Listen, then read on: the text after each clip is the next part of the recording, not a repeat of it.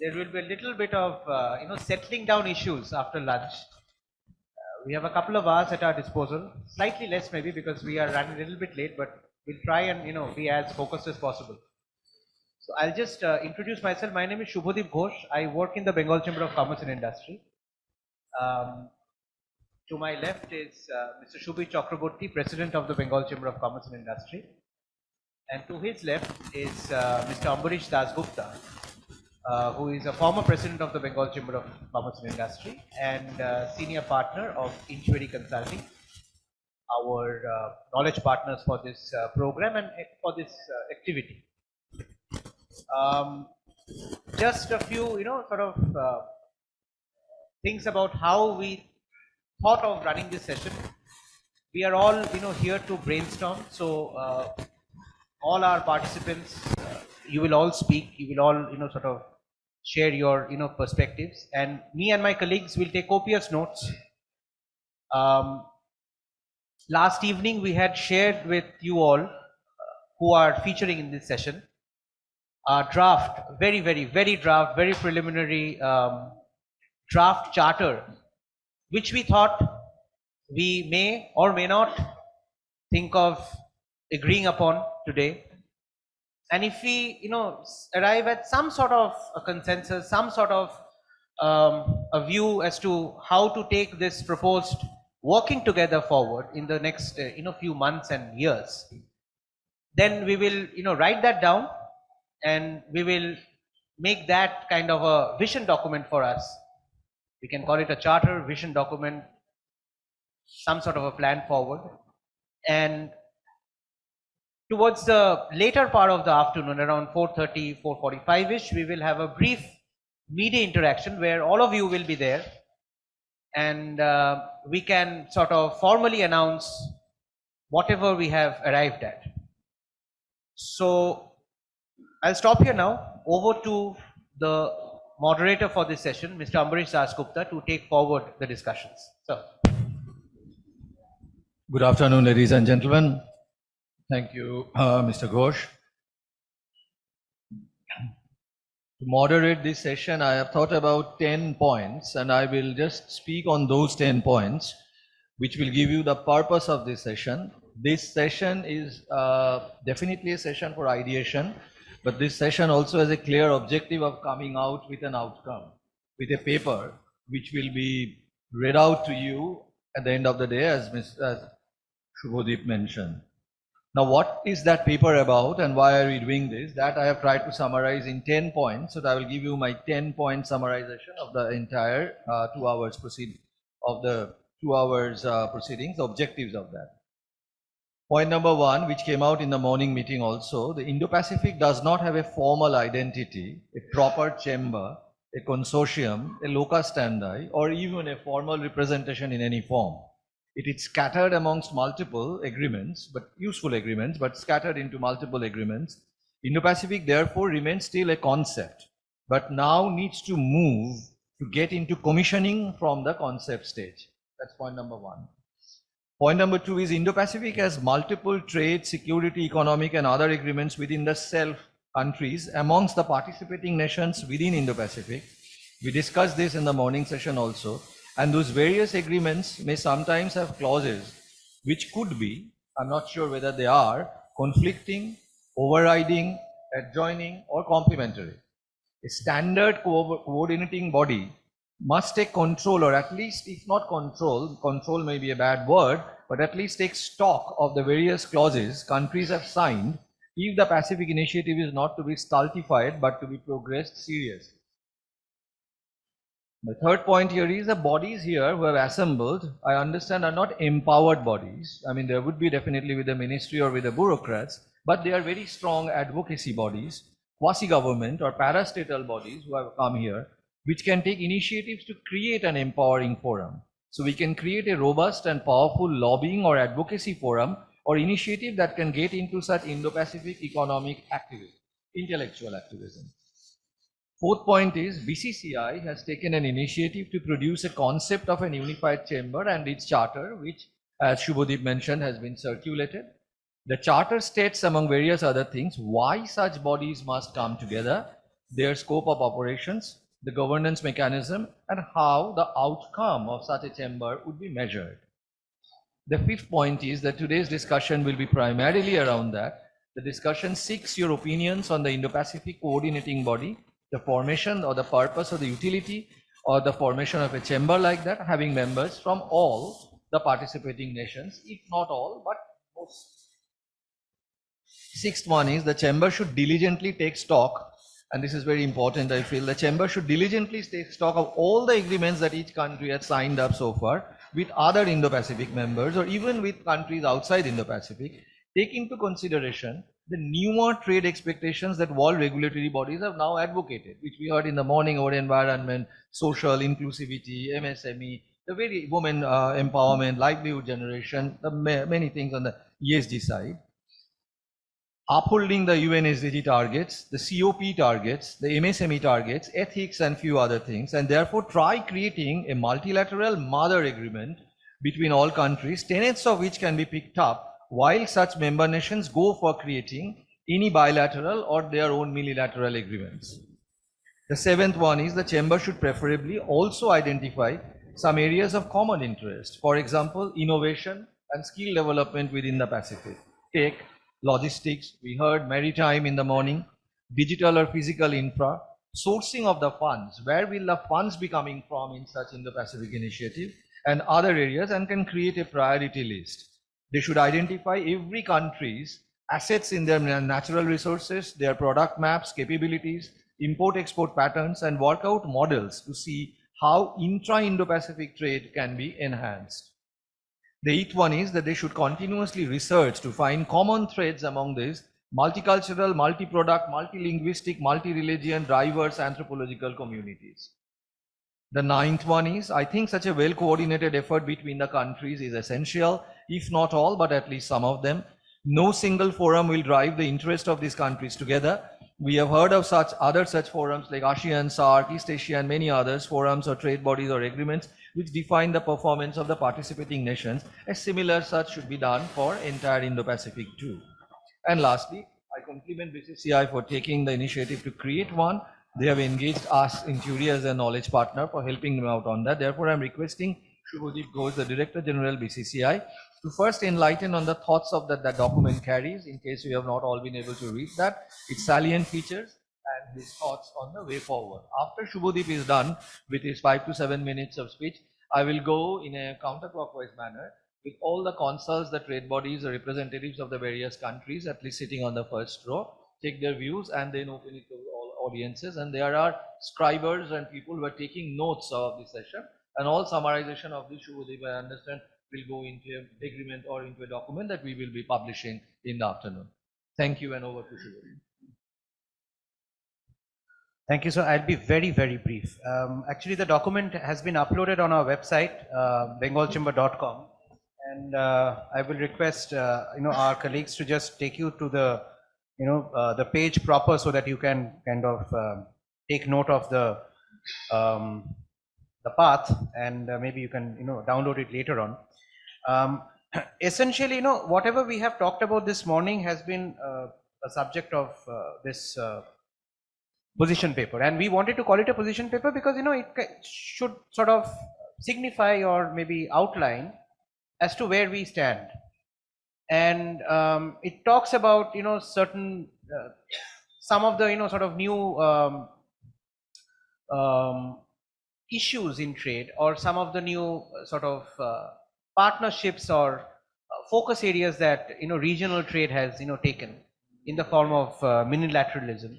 It has taken it sort of shows how some of the smaller sort of groupings, like which India is part of, like BBIN, or even BIMSTEC, or some of the sort of more regional agreements between countries which are geographically closer to one another, do have sort of impact on issues which are apparently not immediately related to EXIM business, but have got a huge impact on bringing countries together, like people to people connect, or cultural relations, etc.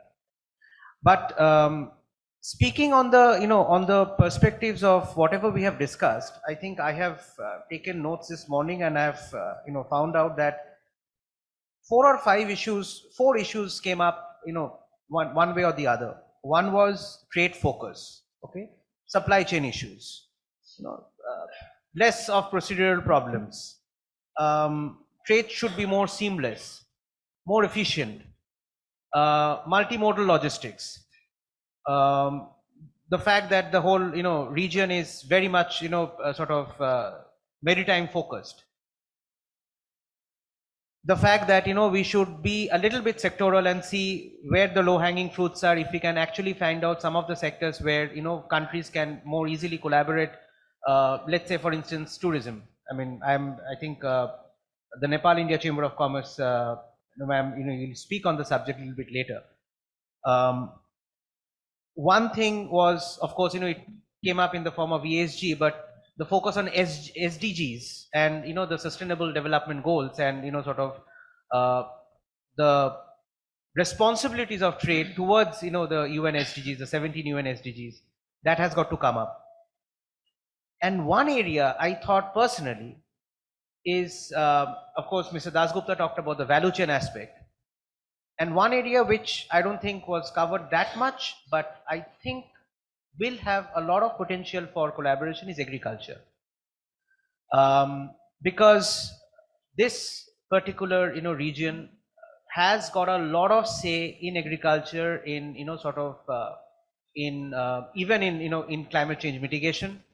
A lot of focus and a lot of, technology related, issues with respect to, agriculture, with respect to, sort of building up the agri value chain even, need to be discussed.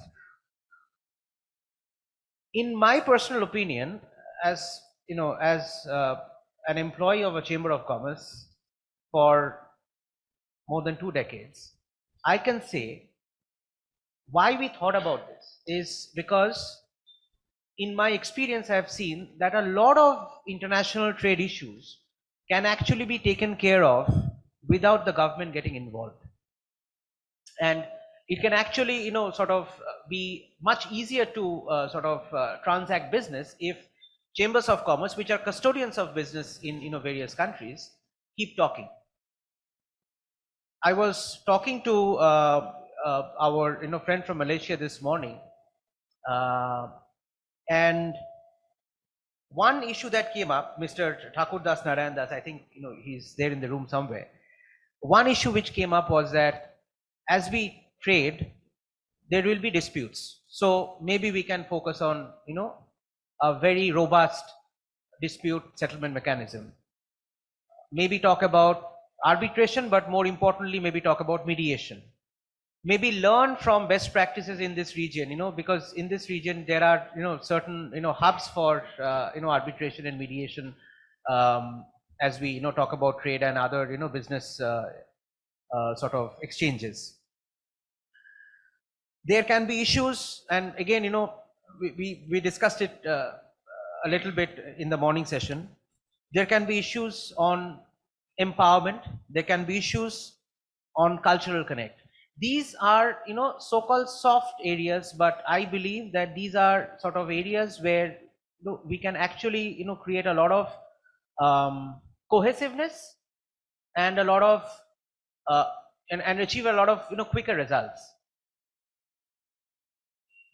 The document that we had prepared has actually tried to cover as many areas as possible where we can collaborate. I mean, through its various sections on, mission statement, through the sections on, objectives, the enablers, methodology, and we have separately tried to, identify, the various areas where we can actually, collaborate through in the scope section.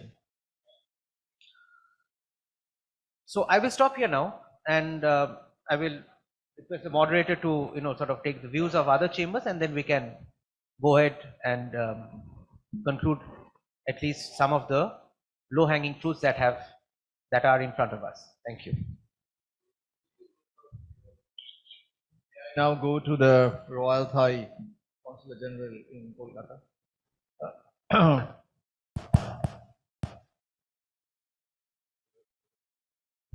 Hello.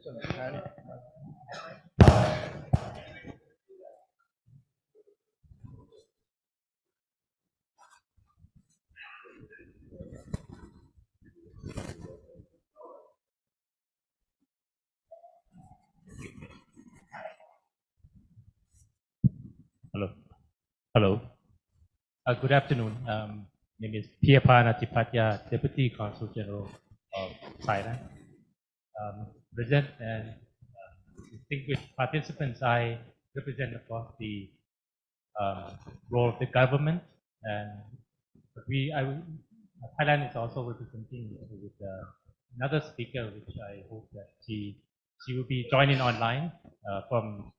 She's the president of Thai India Business Council, so she will give more pictures about the sectoral cooperation. Distinguished participants, with this topic of the East Asia and East in India's Act East in Common Charter, I would like to bring to your attention that when India initiated the Look East policy in 1993, Thailand responded positively with the Look West policy in 1996, aimed at exploring new market, source of energy, and new investment flow. Given Thailand's central location in Southeast Asia and its position as regional hub, this policy serves to strengthen the regional partnership with South Asia and beyond. Thailand Look West policy is therefore the ideal complement to India's Act East policy, which not only has been instrumental in promoting Indo-Thailand bilateral relations, but also in strengthening India's relationship with the regional in general. Rejuvenating the region with fresh development projects and foreign investment initiatives. Distinguished participants, allow me to inform you the role of Royal Thai Consulate General of it in promoting and facilitating trade, as well as the people-to-people contact. The Consul General works in concert with relevant Thai agencies to facilitate trade and business between Thailand and India, namely Thai Trade Center in New Delhi, Thailand Board of Investment in Mumbai, Tourism Authority of Thailand in Delhi. We call this concept Team Thailand, in which all different agencies collaborate with one another under the guidance of the embassy. The Consul General has jurisdiction covers 6 states in the eastern region, namely West Bengal, Bihar, Odisha, Chhattisgarh, Jharkhand, and Andaman and Nicobar Islands. She serves as the contact point for Thai business, information on trade and investment opportunity in this area. Vice versa, India Business and Chamber of Commerce in this area can reach out to us regarding trade issues with Thailand. The examples of our activities relating to trade promotion are, we have organized a seminar on business and investment opportunities in Thailand, organized with the Thailand Board of Investment and the Bengal Chamber on January, which focus on bio-green circular or the BCC economy and healthcare. We also have arranged a tourism roadshow events in Kolkata in collaboration with the Tourism Authority of Thailand under the scheme Amazing New Chapters. Also in January, in February, which number of Thai tourism operators have came and introduced their products and engaged in business matching with the local tour operators. As for the collaboration on the Indo-Pacific, Thailand views that the countries in the Indo-Pacific region should capitalize on the existing cooperation framework to pursue participation such as the Associations of Southeast Asians or ASEAN, Mekong Ganga Corporation, APEC, BIMSEC, which will be the host of the summit in November, and with the strength in the field of connectivity, as well as the G20. The challenge lies in how we can simplify this complex web of cooperation and cooperation efforts, a way that reduces redundancy and makes the best use of the limited resources. Thailand is a member of the Indo-Pacific Economic Framework, IPEF, which was launched by the US in May 2022, to advance economic resilience, sustainability, and competitiveness for 14 member countries, including India. India hosted a special negotiation round for IPEF in New Delhi in February 2023. 2 weeks ago, Thailand hosted the 5th negotiation round for IPEF in Bangkok. So far, this negotiation was able to achieve substantial progress in concluding IPEF supply chain agreement, which is one of the IPEF's 4 pillars of cooperation. IPEF member countries are working closely on the remaining 3 pillars, namely trade, clean economy, and fair economy. In conclusion, Thailand, with the central location in Southeast Asia and its position as a regional hub, with strength in the sector of tourism, hospitality, as well as the bio-circular and green economy, can play an active role in facilitating trade in the Indo-Pacific region. The government will work closely with both the relevant chambers of commerce as well as other bodies in the private sector to fulfill the vast potential of this region. Thank you, Mr. Atipatia. But before I go on to Sanjeev, to you, just 2 requests. One is that while we would definitely love to hear about your country, do kindly stay a little focused on this Association of the Indo-Pacific Chamber of Commerce, the AIPPCC, whether you find a need for that, and whatever is given there, your thoughts around that. So that, and my second one, of course, would love to hear for long, but because of the constraint that we are in, I mean, if you could just confine yourselves within 5 to 7 minutes. Thank you very much. With that, I move to Sanjeev, to you. Mr. Moderator, thank you. I'll be very brief because people have heard me in the morning. I would like to address that question straight away. Since this paper and this entire thing has come to us now, one is it's brilliantly prepared. And 2 is that I have an individual view and I have a chamber view. The chamber is Eastern Region Chapter, the head office is in Chennai, so we go through a board process, which I think I'll be speaking for many people, that they'll have to go back to them and seek their views before we give our concurrence on this. But on the face of it, as an individual, I think it's the need of the hour, and I think it's a fantastic initiative. So that's a personal view. I believe that IACC will also have the same view. So that's point number 1. Point number 2, the points that have been illustrated by you and Shubhadeep, I entirely agree. But for one point with Shubhadeep, I'm happy to disagree with you on something, at least in life. But gains to India and gains to Australia from the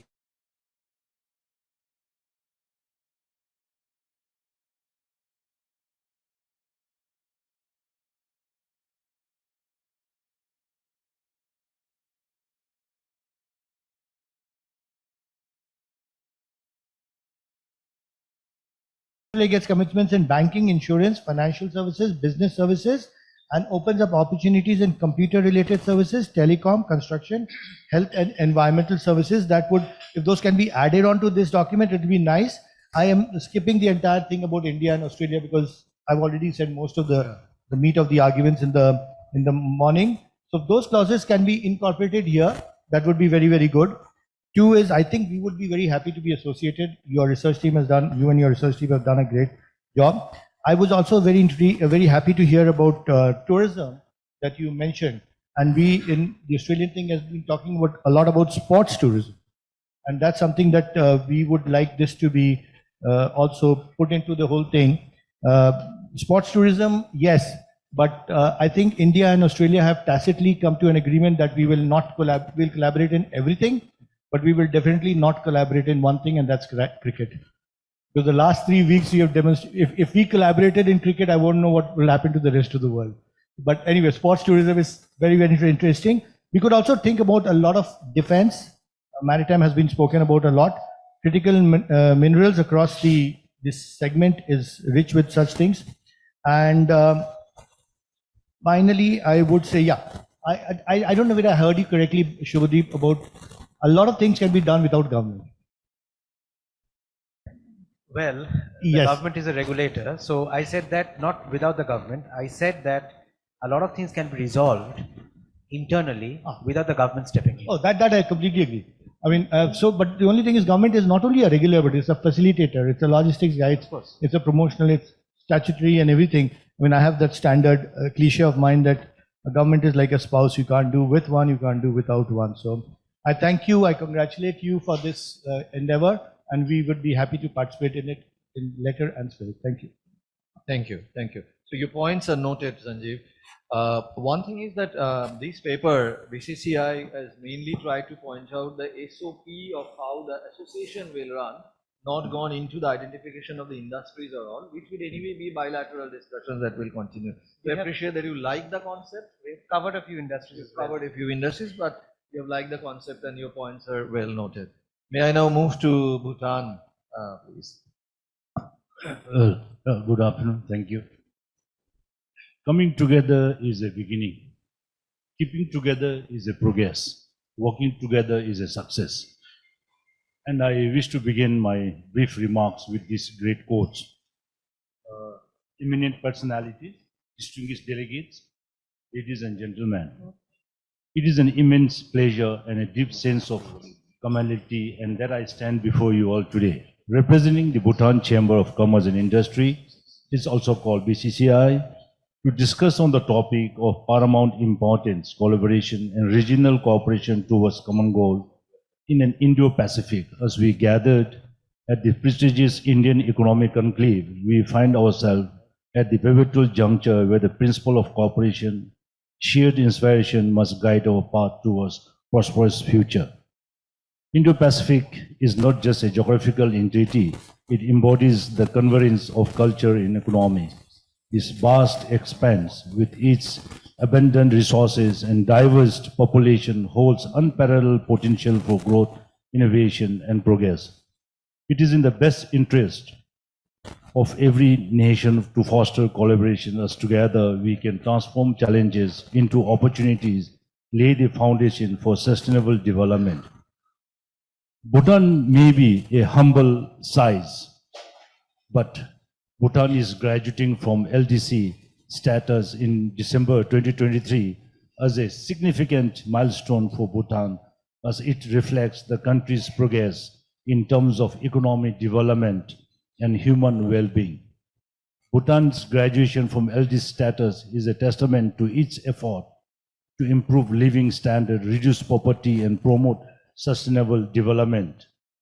However, we believe in big ideas and sustainable social economic development. We are very well aware of the importance and collaboration and regional cooperation holds. Bhutan's engagement with regional economic bloc like the South Asian Association for Regional Cooperation, SAARC, and the Bay of Bengal Initiative for Multi-Sectoral Technical and Economic Cooperation, that's BIMSTEC, allow it to harness the benefit of collaboration to address challenges and pursue mutual development with different nations. Our cherished gross national happiness philosophy has taught us that collective well-being and cooperation are essential for holistic progress. In the same spirit, we advocate for an Indo-Pacific region where every nation, regardless of size and structure, work hand in hand for the greater good. Ladies and gentlemen, our economy, destiny are interconnected more than ever before. It is through strategic partnership that we can navigate the complexity of our times, trade, investment, and technology. Exchanges are the pillar that uphold the network of economic growth. We must foster an environment that encourages the free flow of goods, capital, and ideas, creating a synergy that propels up towards common prosperity. Indian Pacific region is not without its complexity, but therein lies its potential for transformation. Indian Pacific faces opportunity and challenges in new policy alignment and now trade, global value chain, integration and economic cooperation. We must address differences through dialogue and diplomacy, seeking solutions that safeguard the interests of all nations involved. Indo-Pacific has a high stake in a new supply chain lead connectivity project. Restructuring and understanding the preparing for connected Indo-Pacific will ensure stable and inclusive growth in the region. Ladies and gentlemen, let us remember that history has shown us the remarkable outcome that collaboration can achieve. The Indian Pacific region has the opportunity to script a narrative of unity, growth, and shared prosperity. As we forge ahead, let us stand together, shoulder to shoulder, as a beacon of hope and progress of the world. As we make a common pledge to tread together to build platform from COVID-19 trigger economic damages through regional cooperation and integration, I wish to emphasize on dimension that a study and report available in the public domain have underlined for sustainable inclusive development, and these are the promoting trade and investment, building connectivity infrastructure, improving people's mobility, strengthening provision of regional public goods. These dimensions offer diverse and inclusive ingredient for this conclave to delve into that. I hope the panel session that would have dissect it and drive deeper to the end come out with workable. In conclusion, I believe that Indian economy conclave serves as an idea platform to reaffirm our commitment to collaboration and regional cooperation in the Indo-Pacific. Let us strive together, common goal that uplift the economy, strengthen our board, and pave the way for the brighter future. I express my gratitude for this opportunity and look forward to the fruitful discussion that will shape our collective journey. And regarding the initiative that the Bengal Chamber proposed for Indo-Pacific Association, I'm for it. Thank you. Thank you. That was that's the one that we were looking for, Mr. Wangchuk. Thank you very much. I mean, you mentioned Bhutan is of humble size, doesn't matter, because as I mentioned, GDP is not an issue, GVA is the issue. So your value addition to the world is significant. So that matters. So should we, and you are in agreement in the AIPCC concept, that's fine. Should we now move to Mr. Sanada Jetro? Good afternoon, everyone. I'm Yuji Sanada, Deputy Director General of Jetro New Delhi. I will focus on explain, possibility of our collaboration. But before that, I need to explain Japanese companies' situation in India. So, according to a survey by the Embassy of Japan in India and JETRO, the number of Japanese companies in India decreased for 2 consecutive years to 1,400, down 30 companies from the previous year, while the number of bases increased to 4,900. By state, Japanese companies are concentrated in Haryana, Karnataka, Maharashtra, Tamil Nadu, Delhi, Rajasthan, and Gujarat in the order. About half of these companies are manufacturers, but recently the retail and food service sectors, including Uniqlo, Daiso, Kokoichiban, Fuji, and Japanese style hubs, have been gradually increasing.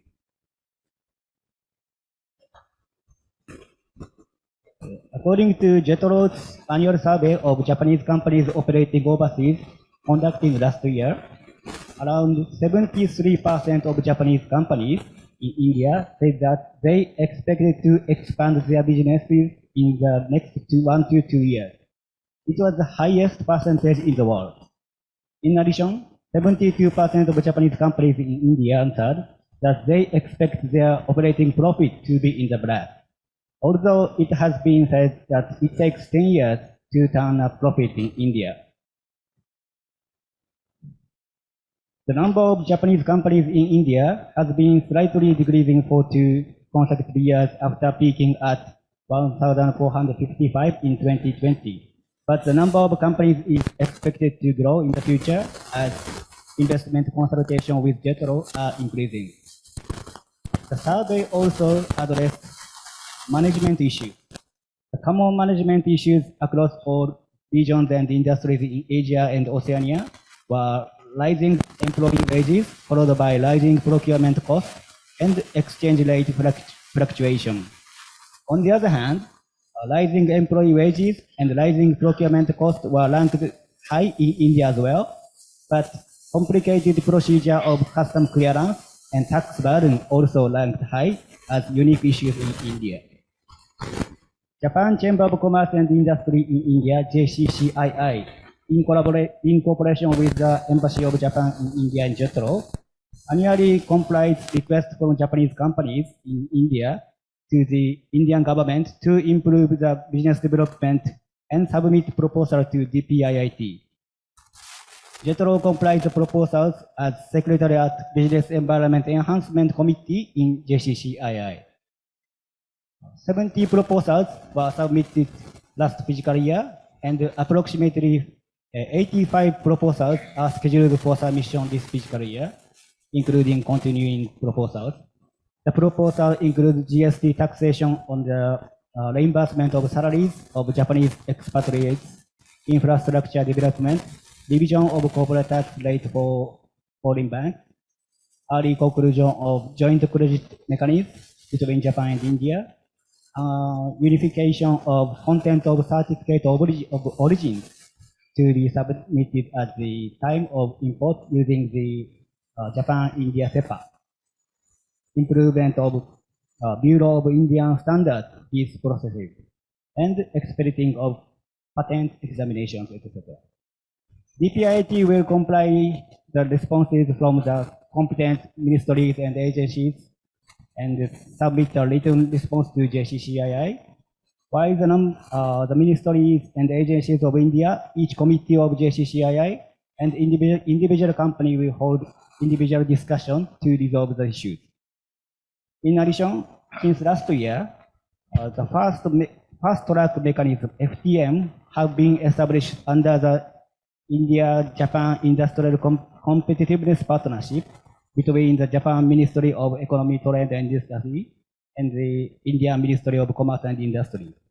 Under the FTM, on the Indian side, we can discuss the main issues in the proposals from JCCII with the government of India. JETRO will continue to support exports and investment by Japanese companies to India using our existing services.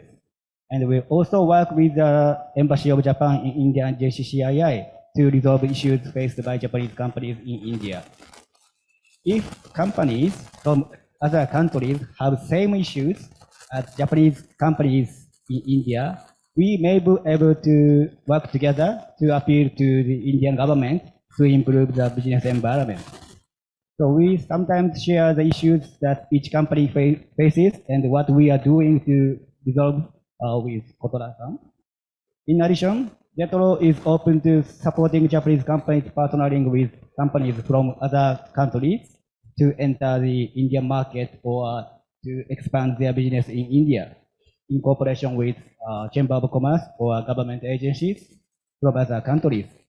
For example, TAITORA, Taiwan External Trade Development Council, and JETRO held a webinar in May to introduce Taiwanese companies interested in Indian markets to Japanese companies to promote their collaboration.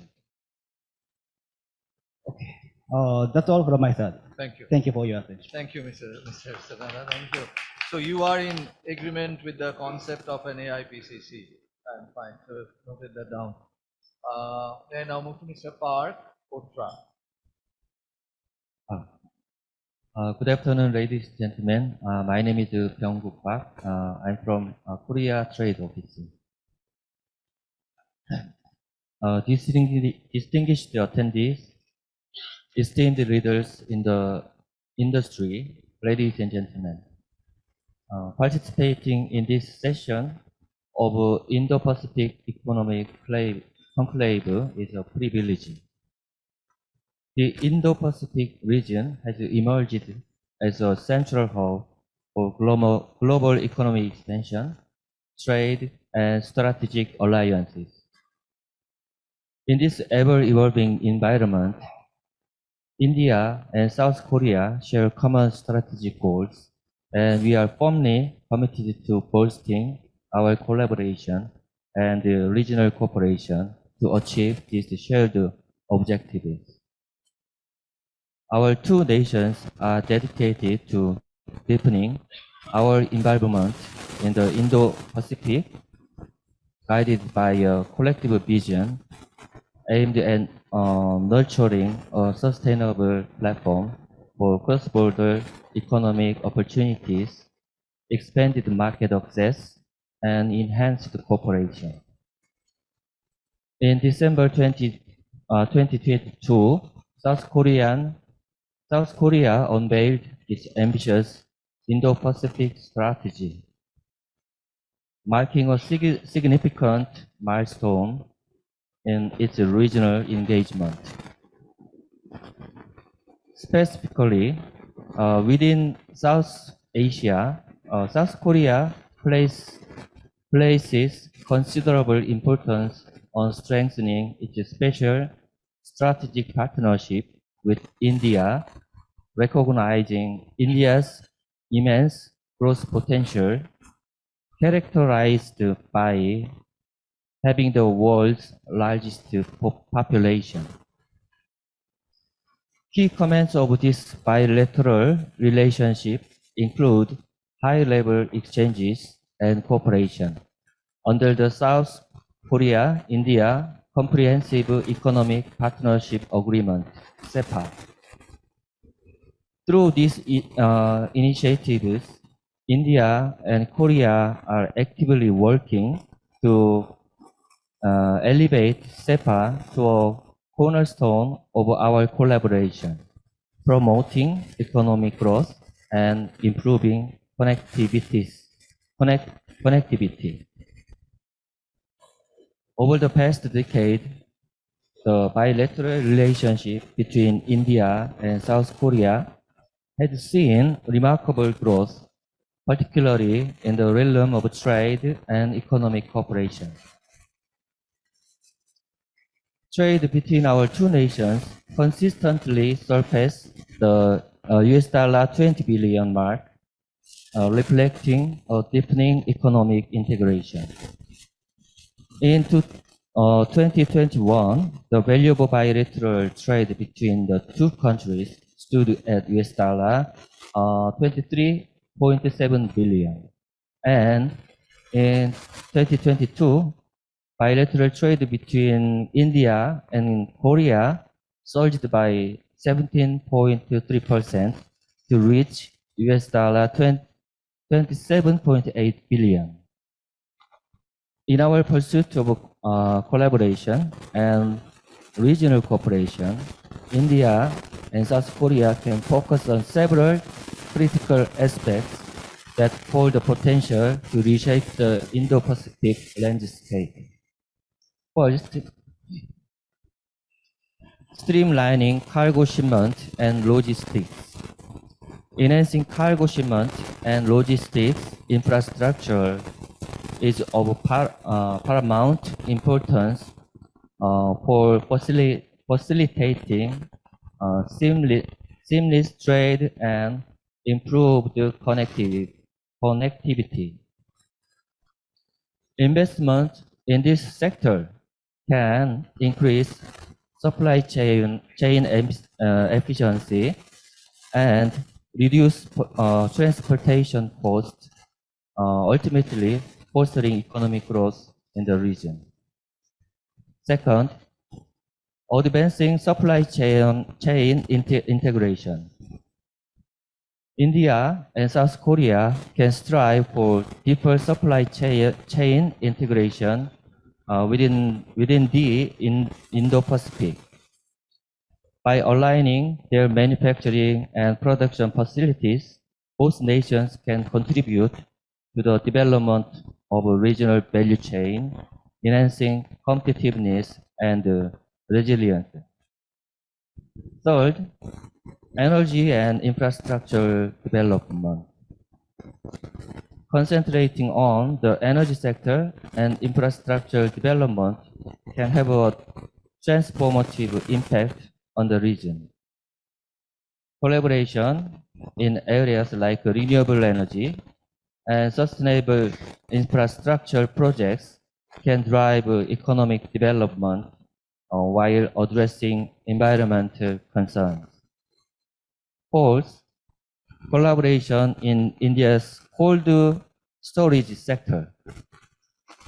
Collaborating to improve India's cold storage sector can significantly reduce agricultural wastage, contributing to food security and sustainability.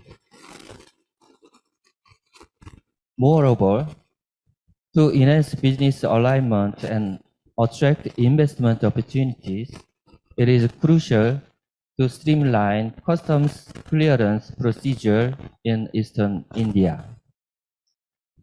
Additionally, offering more incentives for investment can greatly encourage Korean companies to invest in India, particularly in Eastern region. Furthermore, the development of a superior port facility and infrastructure project will play a pivotal role in expediting progress in this area. India and South Korea's unwavering commitment to collaboration and regional cooperation in the Indo-Pacific exemplifies the evolving dynamics of the global landscape. As both nations work toward common objectives, we have the opportunity to lay the groundwork for a more interconnected, prosperous, and secure Indo-Pacific region. By concentrating on key sectors, fostering business B2B partnerships, and aligning our strategies, India and South Korea can have the potential to assume pivotal roles in shaping the future of the Indo-Pacific. Thank you. Thank you. Thank you, Mr. Park. But broadly from what you said, I understand that you would be in agreement with the formation of such association because you feel this kind of AIPCC association is possibly essential. Okay, so I consider that you agree. And also drawing your attention to the book that Bengal Chamber and Inturi published, we had a special section on the Korean trade, the Indo-Pacific trade that's happening with Korea. Maybe you can just go through it and let us know that whether you find that in order or not. Thank you very much. So I'm considering you also you are more or less in line with the formation of this AIPCC. With that, I move to Mr. Kodamal. You mentioned cold storage, right? Moving to Mr. Kodamal, co-chair ASEAN.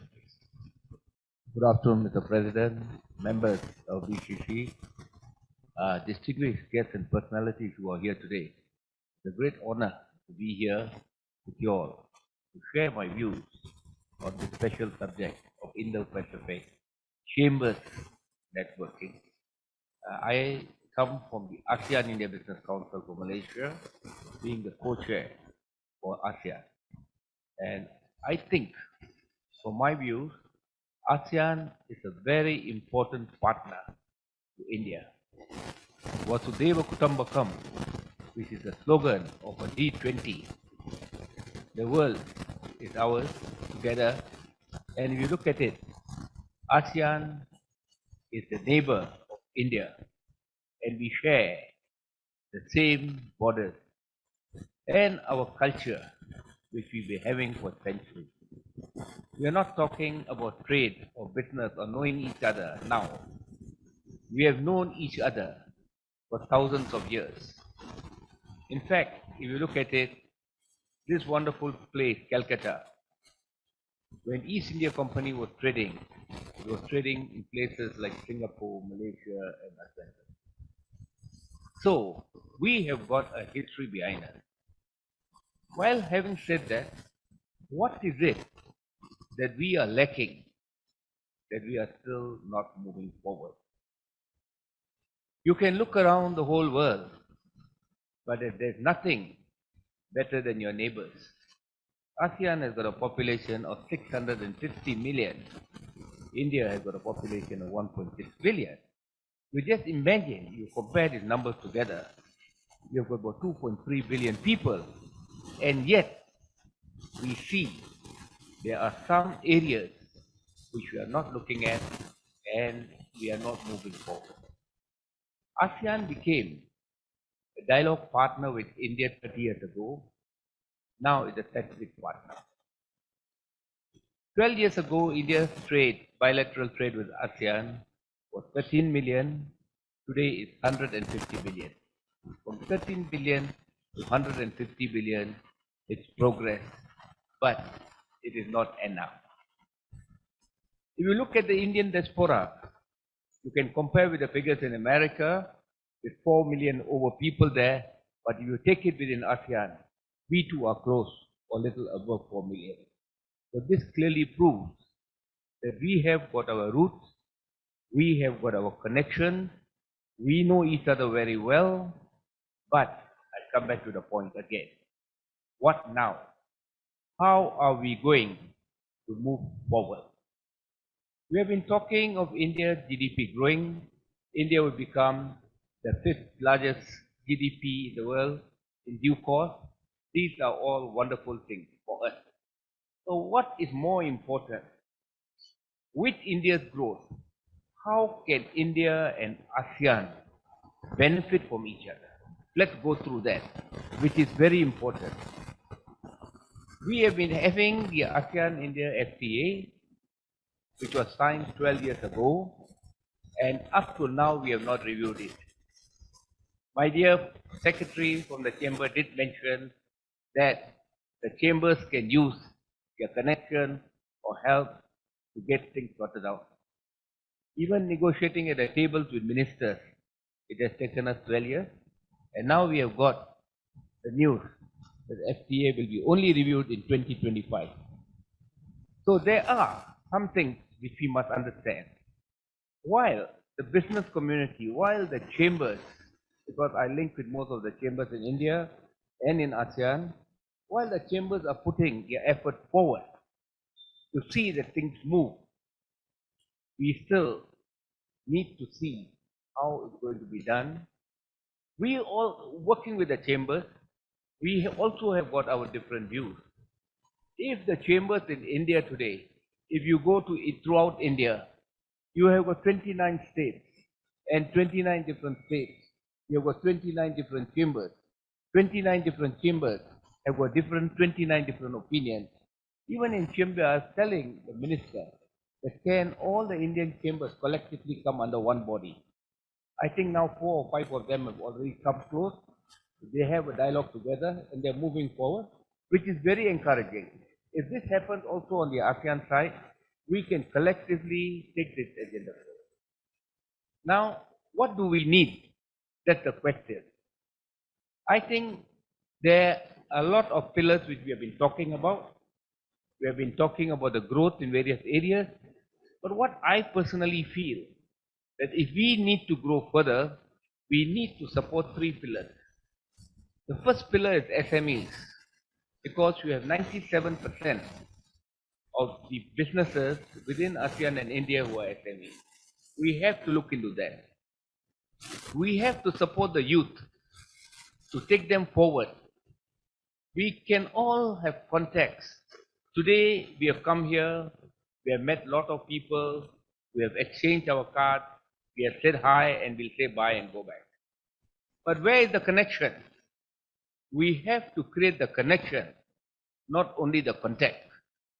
This is what the chambers have to work towards seeing. How do we get the connection with SMEs within ASEAN and India, where from the roots the businesses can help us? We must also see, India has already come, they are passing a bill to support the women. We also have to see in ASEAN how we can get the women wings involved with the Indian women here. Because I see from my side, I've been in business for the last 50 years, I see within the next 20 to 25 years, the woman will be playing a very important role, leading companies and doing businesses and moving forward. We must take this effort through the chamber movement to see how we can get into it. The other thing is connectivity. We are talking of connectivity, it's so near within ASEAN and India, yet we are not working towards it. You still can't get a flight from Philippines to come directly to India. You have to take a flight from Philippines to Hong Kong or Singapore to reach India. Why? We should all work together. We should say that we need connectivity from every city in ASEAN to every city in India, and that we are achieving a goal because we are neighbors. I fly down from Kuala Lumpur to Calcutta, it takes me 3.5 hours. If you fly down from Chennai to Delhi, it takes you 3.5 hours. So basically speaking, we should all work together to see that this connectivity must take place. I also believe that we need few other things which we have to do. We were talking today about our currency. Malaysia and India tied up the currency exchange program. And up till today, nothing has moved. Why? Who is keeping quiet? I hope I can meet the RBI governor tomorrow to have a word with him on this. Because I think it's no point doing something and we don't follow up on it. I think following up by the chambers is very important. There's no point telling what we can do. We can do a lot of things. But what have we done, have not moved forward? Can we look at that? I think that is more important. Let's dig up and see what have we discussed earlier that we can dig up from our books to say this we have discussed earlier and still has not been done. We come to conferences, we come to seminars, we talk of the same things we had discussed 10 years ago. But everyone thinks it's new. No, there are a lot of things which we have talked earlier. So I personally feel from ASEAN India Business Council representing Malaysia and also the ASEAN countries, the chamber movement should all collectively work together, should come to a point, and I think if all the chambers in India can have a quarterly meeting or half-yearly meeting, invite the chambers from ASEAN, only the chambers movement can discuss issues and then press up to the government that this is what we need. With that, I thank once again BCC, and before I end, I would like to pay my salutations and tribute to the past presidents who have built this wonderful chamber which is 200 years old. It's not because of them we won't be here today. To all the past presidents, may God bless them, and to the future presidents, please lead the chamber to more success. Thank you.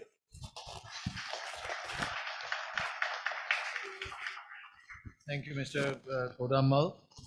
Taking a note of your point that how do we reconcile between the divergent views of the chamber, and that's a very important point. And this also, of course, what Bengal Chamber has come out is not the formation of a new chamber, but an association of the chambers in whatever term. But I also like to another point where you appreciated Kolkata. So maybe because of our proximity to the ASEAN countries, taking a cue from the morning discussion, we can also raise from Kolkata our small hand to stake our claim for the financial hub, which was proposed in the morning to go to some other city, but maybe we can also raise our small hand for taking the claim. Sir, on behalf of AIBC, I'm the co-chair for the ASEAN side. We would like to sign an MOU with the Bengal Chamber of Commerce and also for the National Chamber of Commerce, Malaysia. We'll work on that. Sure. Thank you very much. Before I go to this side of the table, I was told that there is a video address of about 2 minutes from the President, Thailand India Business Council. He is waiting for you to be played. Should we do that now?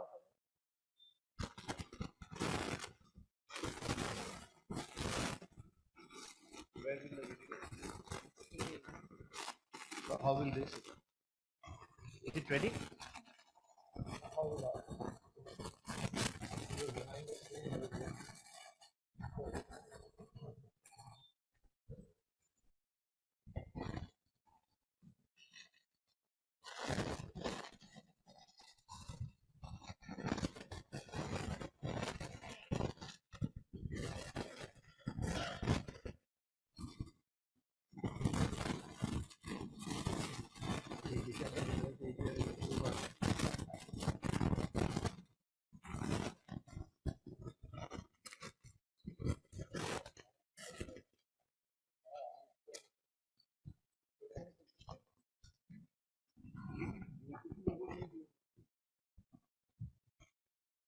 we then finish the other speakers and then come to the video?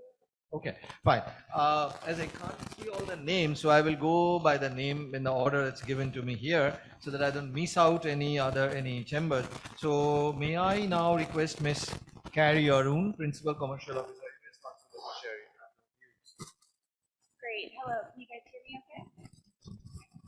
So I'm, as you mentioned, Carrie Arun. I'm the Principal Commercial Officer at our U.S. Consulate General in Chennai, but today I'm representing the larger mission India.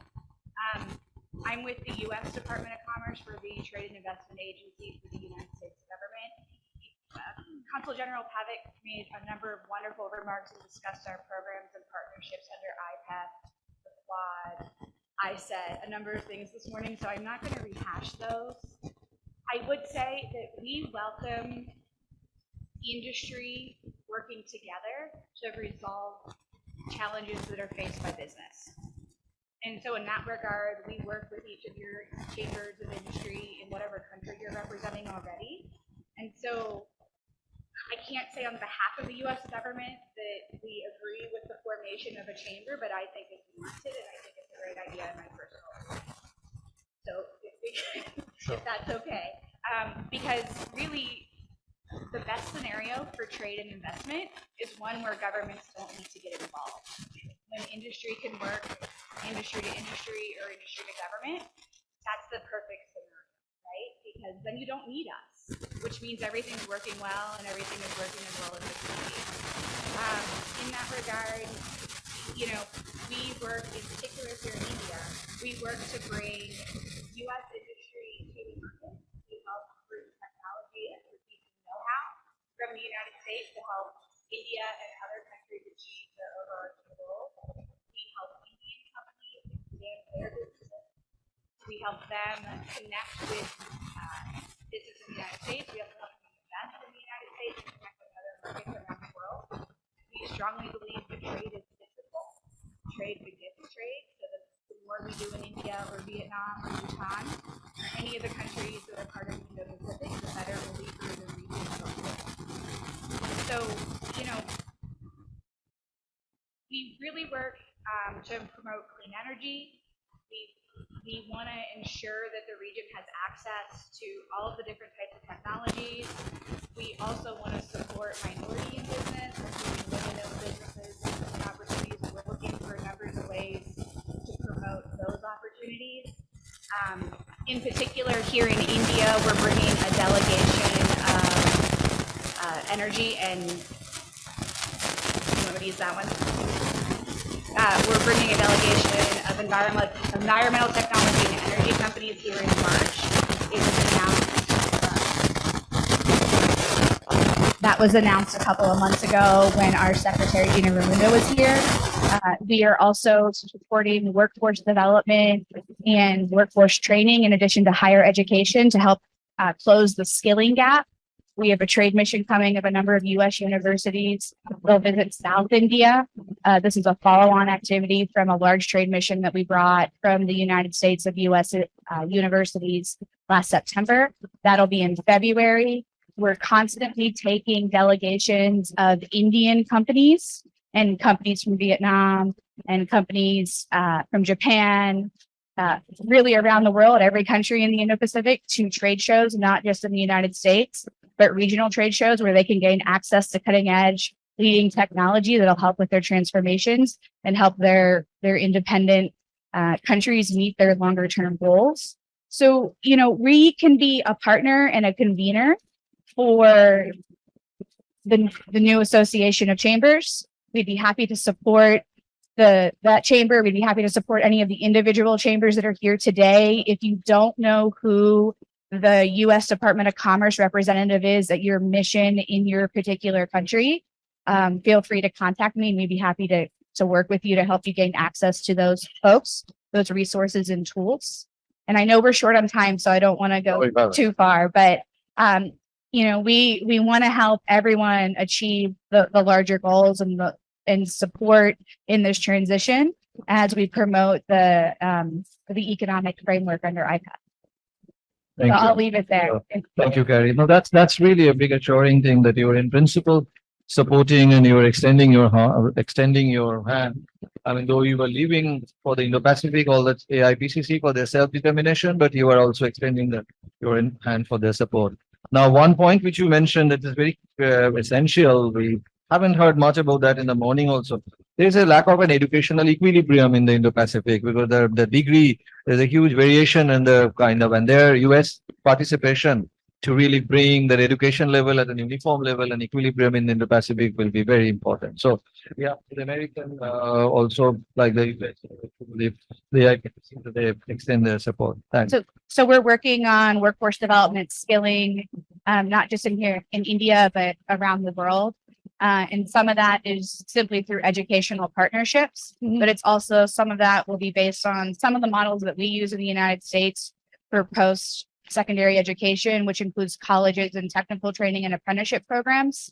And so we're really looking to see how we can bring some of that knowledge and know-how to the region to improve the workforce development so we can support advanced manufacturing and technology here in the region as a whole. Yeah. I mean, just one point here. I mean, though many of us, and it's happening in India, many of us are Indians, but at this point, the centrality of the theme is not only nothing to do with the India, but it's the region as a whole. So therefore, how much of trade India is making, of course, that comes as an important part to all of us here. But the centrality of the theme is more the regional development of the Indo-Pacific. Thanks very much. With this, may I now go to Mr. Andali Villiers, Deputy High Commissioner for the Bangladesh.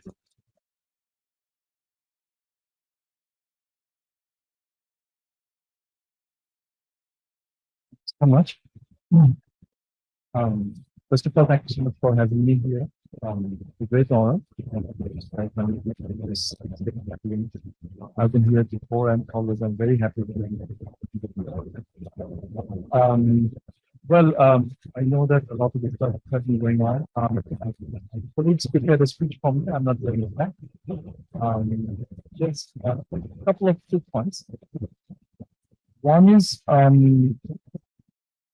unlike the chambers here, basically that is so our points will be slightly different from others. We will. That's my job here to tell what my government does, what my government wants, and how we can support. That's the most important. How government can support. In this region, we see the basic problem about trade is the lack of harmony in the different systems. So we were talking about the office. We were talking about how paperless transactions, movement of products, trade facilitation that can take place. So this is one area that Bangladesh government is focusing on at this moment. How to smooth this cross-border trading, particularly with India. Because we have, with India, we have a huge amount of trade, mostly import. How we can facilitate that, and on that issue, Bangladesh government has done a lot of efforts. I'll just plug it here because I had a detailed speech on what we have done to make this. The issue that came up regularly during this discussion was the collaborations between among the chambers. If you ask me directly, because Mr. Rashtrapati are clearly seeking opinion on this AIPCC, I'll not make any comments here because Bangladesh government, to be honest with you, Bangladesh government does not have that. We are not supposed to do this comment. My business sector colleagues are here. It's absolutely their call. But whatever my colleagues from the business sector of Bangladesh decide, the government always stands with them. So that's what I will say, that whatever my colleagues decide, we will never create an obstacle. Of course, we will not create an obstacle. Rather, we will try to facilitate in whichever way we can. Well, personally speaking, now not from the government angle. Personally speaking, I think that I fully agree with Mr. Ghosh about many things can be solved among the business people, among the chambers, without interference, without stepping in of the government. In that context, this kind of associations may be helpful. But again, it's absolutely personal view.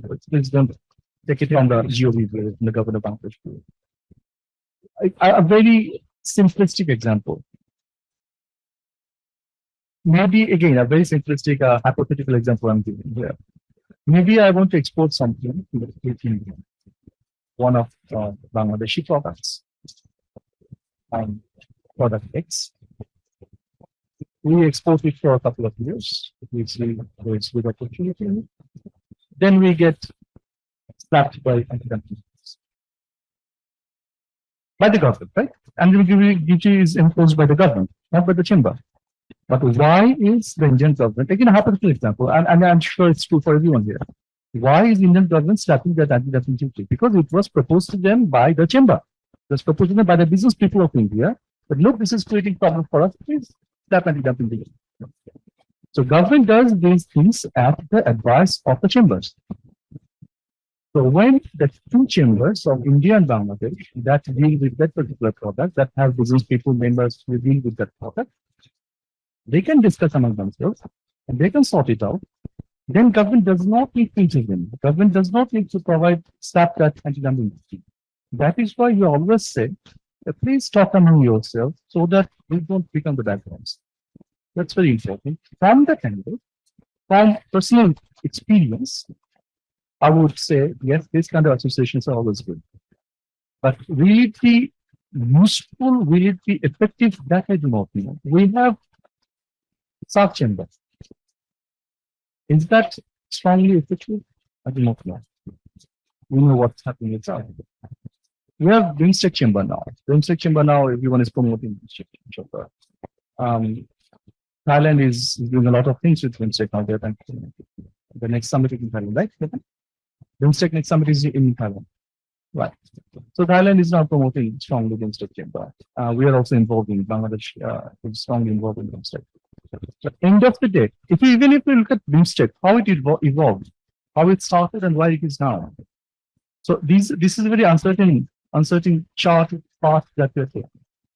From that angle, we have to be more cautious and we have to be, we have to give it more deeper thought probably about we launch something and then just a point of thank you so much. Thank you, Mr. Andalib. No, we fully respect your government's view, so that's absolutely fine. And even a contra view is also required to really dissect the subject. So that's absolutely very nice of you. May I then call from the Bangladesh only, just keeping the continuity to Mr. Omar Hazard, Chittagong Chamber of Commerce. Thank you, Mr. Mbarish. I'd like to thank the Bengal Chamber for hosting such an august occasion. And I'd like to thank everyone present here. So, from the perspective of Chittagong Chamber of Commerce, I don't think it's a question of do we support this proposition of creating a Indo-Pacific Chamber Network Association. It's more like when are we starting? I think it's a much avoided proposition, which is very appropriate for the geopolitical and economical stance the world is in right now. What I'd like to say is all the chambers involved should be in the board and should have active participations. And beside that, there should also be committees that now we use the modern technologies where we can meet from our own countries and discuss about the various customs issues, tariff issues. And like, I would like to agree with Dr. Ramesh, what he said about we have many times chambers, we go to companies, we meet, and after we meet, we get the context of there is a connection. So this forum that you are proposing, I think it can play a very crucial role in maintaining that connection and creating a forum where these associations of from me representing Chittagong and there are various people, individuals representing different countries and different cities, where we can continue the dialogue and keep pursuing our individual issues. I would have I also had a speech prepared, but I've seen the what you're actually looking for. I'd rather go directly into the meat of it. Chittagong and Bangladesh, our position right now, we are at almost like at a crossroads. Chittagong itself, we're trying to transition to become a transshipment hub. We're building new ports, new tunnels, new economic zones. I believe Chittagong Chamber and Chittagong in general can play a vital role in the subcontinental and in the Pacific region. I'd like to again thank you, Bengal Chamber, for hosting such a appropriate event, and I'd like to put forward the entire support of my board and myself and the Chittagong Chamber and the businessmen. And once again, thank you. Thank you so much. So nice. So nice. Really nice of you. And in fact, Bengal Chamber worked for a while, if you may remember, the Rashtriya Port and the connectivity to the Rashtriya Port, the accessibility of that of the Rashtriya Port. I think from this week, the regular service between Calcutta, Chittagong, Mongda, and then on. Yeah, I didn't want to, since I've seen, let's not talk about, we're just hosting this in India, but this is about Indo-Pacific. So I didn't really want to get into those. Right. Very right. Yeah, we have a lot of things coming up, and yes, thank you. Looking forward to more cooperation in the future. Thank you. So to stay within Bangladesh now, I'll just go down to Mr. Nurul Kabir, the FICI. Thank you very much, Honorable President of Bengal Chamber, Moderator, Director General, all the participants from different chambers from different countries. I think it's a very important discussion session today, as the beginning moderator has given the purpose of 10 purpose that you are expecting from this meeting, where some of them are very crucial. And you see, in this open world, more and more we are going to the technological developments and others. It's an inclusiveness is very important. And collaboration is also essential, because we should not go for reinvent the wheel or something like that.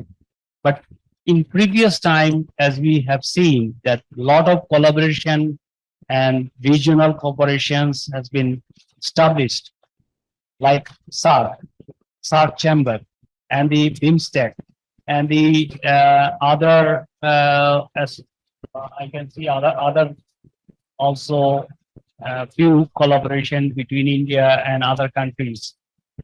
My only concern that before going to the large network, we have to do some gap analysis. We have to do some research, and what are the challenges, anticipating the challenges, because sustainability important. We have seen in the past a lot of chambers, a lot of collaboration, a lot of association has been formed, but ultimately these all are in the table, not in action.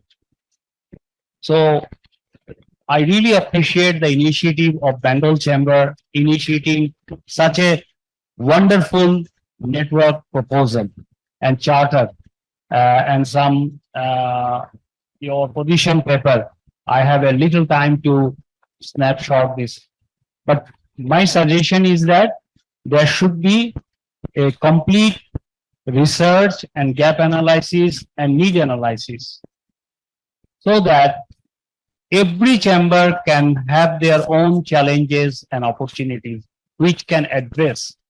Then it will be more effective and beneficial. In that perspective, we feel that it is important to have a bigger cooperation. But Foreign Investor Chamber of Commerce in Bangladesh, is a very premier chamber in Bangladesh. 60 years we are celebrating this year, and we are inviting you all to join in the 8th of November. Our Honorable Prime Minister will inaugurate that. And we have 21 sectors. and our investors are coming from 35 nations. And Bangladesh, the 80 to 85% foreign investors are our members. So this chamber is really very important, and many of your company in India, they are also member of FICCI. And in India, FICCI is different in like federation. In our country is FBCCI. So from the FICCI Chamber Board of Directors, I convey the congratulations to Bengal Chamber for inviting us, and there are a lot of room for collaboration to work together. And let us actually set that it is a stepping stone. Thank you very much. Thank you. Thank you. Well, thank you, Mr. Kabir. The point that you brought out, firstly, appreciate your support. And secondly, the research, the importance of the research, which was very much highlighted in the morning as well as in the document. Because this is a facilitating and advocacy body. And this has to be well backed with research. Various aspects of primary, secondary, quantitative, qualitative research so that the advocacy is strong. If you allow me, in 2 years before or 1.5 years before, we did a research for Bangladesh Vision for 2041 has been given by the government that developed country. But from the chamber, we developed a research finding what are the growth driver for 2041. Then we find out that agriculture or agribusiness, digital economy, and green finance. In digital economy, the best practices we found in India. For agriculture, we found in Vietnam, and green finance from China. And this has been an instrumental for the advocacy. So the chamber typically doing something, but we are also doing some research work for advocacy. And this year, we are also going to unveil our 60th year celebration, conducive taxation environment for FDI. That is one of the very challenging area where we like to actually raise the issue to all the stakeholders, the tax GDP ratio, how it can increase. It's not that we are so loving, but we are helping government how they can expand their tax GDP ratio and others. And at the same time, how business community can grow, government revenue can grow, and people can also get better service and support. That is important, not to collect the revenue. Commendable. Commendable. Thank you very much. Should we now go to Mr. Eshwar Raj Pudel, Consul General, Nepal? Okay. Then to the Nepal representative, I have here Ms. Vijana Rana, President, Nepal Indian Chamber of Commerce. Good afternoon, everyone. First and foremost, my sincere gratitude to the Royal Chamber of Commerce and Industry for inviting me here as a president of Nepal Indian Chamber of Commerce in Nepal for the 6th edition of BCCI India Economic Conclave 2023, and I think the annual general meeting also.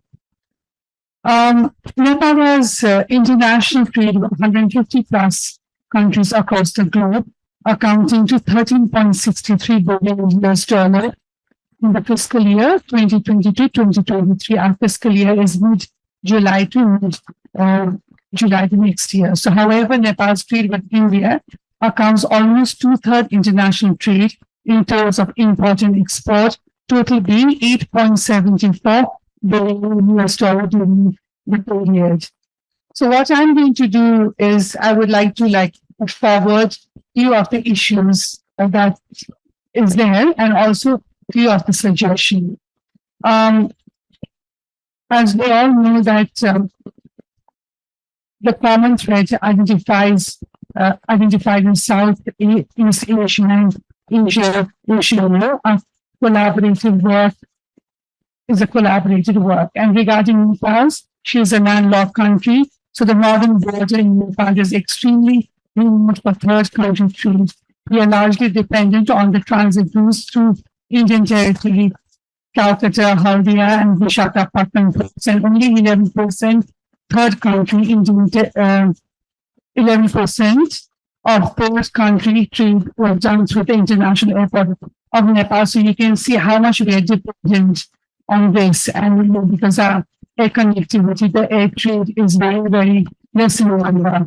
So now the Birganj and Viratnagar ICPs of India has been connected with Indian railway network. However, for the rail link of Viratnagar ICP has been inaugurated and reported in a couple of weeks of So coming to the common thread identified in Southeast Asia and Asia Oceania, like cargo shipment, info and logistic issues, supply chain issues in the region, integration of regional value chains, visa rules, seamless movement of goods, service and labors, etc. A collaborative work, those can be established to foster a viable and sustainability ecosystem for cross-border income generation, mark access and for aiding greater cooperation between India and the Indo-Pacific region. Now, compared to the Western European and other developed parts of the world, I think there are infrastructure gaps across Southeast Asia and Asia Oceania.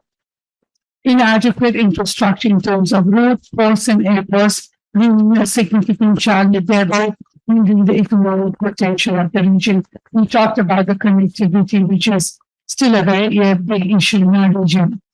Secondly, due to the above reasons, there are logistic inefficiencies such as congestion at ports and cumbersome custom procedures lead to delays and increased cost of businesses. These issues can deter foreign investment and hamper regional trade growth.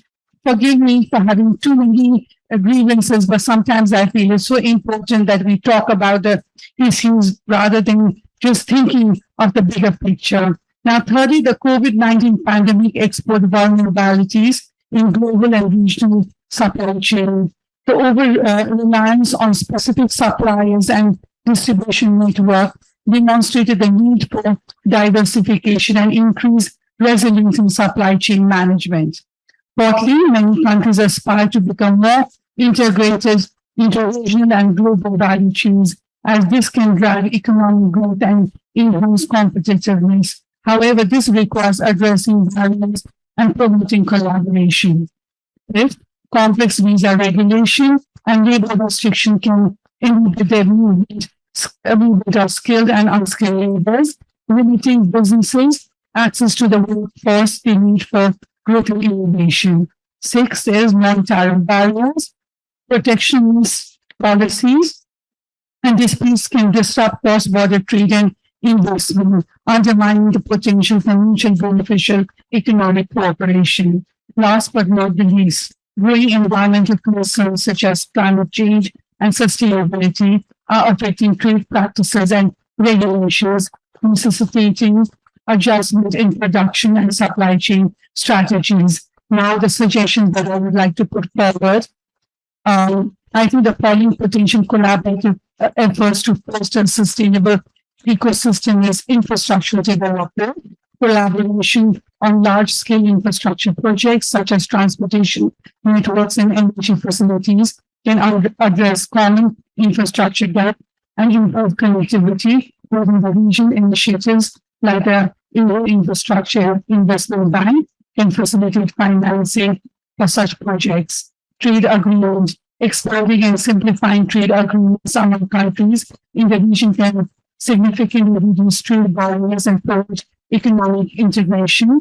Initiatives like the Regional Comprehensive Economic Partnership provide a framework for this. Customs and regulatory harmonization, streamlining customs procedures, harmonizing regulations, and implementing common standards can reduce the time and cost associated with cross-border trade. Supply chain flexibility, collaborative efforts can focus on enhancing supply chain flexibility, including diversifying suppliers, sharing best practices for disaster preparedness, and coordinating stockpiling of essential goods. Labor mobility, bilateral agreement on labor can address labor shortage and skill gaps in rural sector, facilitating cross-border labor migration for mutual benefit. Digital integration, promote digitalization and e-commerce initiatives to facilitate the movement of goods and services across borders, reducing paperwork and administrative burdens, environmental cooperation, joint efforts to address environmental concerns and promote sustainable practices to boost the region's reputation as a responsible and eco-friendly trading partners. This can include technology sharing, renewable energy projects, and emissions reduction target, people-to-people contact, encourage cultural exchange, education programs, and tourism to promote greater understanding and cooperation among nations, fostering a sense of regional identity and unity, research and innovation. Collaboration in research and innovation initiatives can drive economic growth and technology advancement within the region, supporting the development of high-value industries. Regional organizations engaging and leveraging regional organizations such as the ASEAN, APEC, and IORA can provide platform for economic cooperation policy dialogues and development assistance.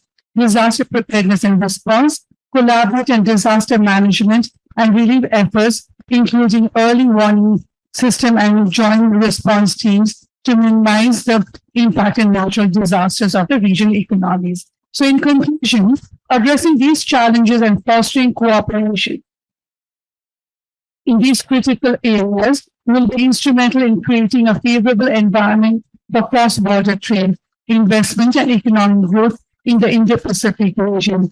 These collaborative efforts not only benefit individual nations, but also promote regional stability, prosperity, and development of a sustainable and resilient ecosystem for the long-term success. Now, coming to AIPCC, of course, this is going to be a wonderful platform for growth in trade, tourism, agriculture, where there's become a problem with food scarcity, climate change, gender. We all talked about that, but then always the challenge is the implementation and results. So with that, I want to thank you for the opportunity to be able to put forward my points. Thank you very much. It's quite comprehensive. I mean, you actually gave a lot of thoughts for the AIPCC if they eventually come up. So thank you very much.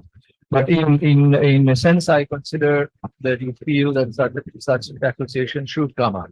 So that's fine.